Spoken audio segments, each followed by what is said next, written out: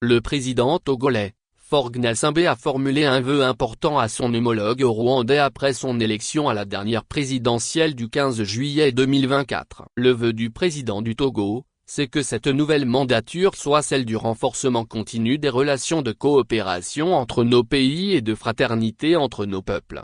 Paul Kagame, 66 ans, dirige de fait le petit pays d'Afrique de l'Est depuis 30 ans. Candidat à sa propre succession, M. Kagame a réalisé un score officiellement proclamé par la Commission nationale électorale de plus de 98%. Score largement supérieur à celui de 2003, 95,05% et 93,08% en 2010. Il a obtenu 99,18% des voix, a déclaré lundi soir la Commission nationale électorale. Pour la dernière présidentielle rwandaise, seuls 2 candidats avaient été autorisés à concourir, Franck Habineza, leader du seul parti d'opposition autorisé, le Parti démocratique vert, DGPR, et l'indépendant Philippe Mpayimana, qui ont obtenu respectivement 0,50% et 0,32%.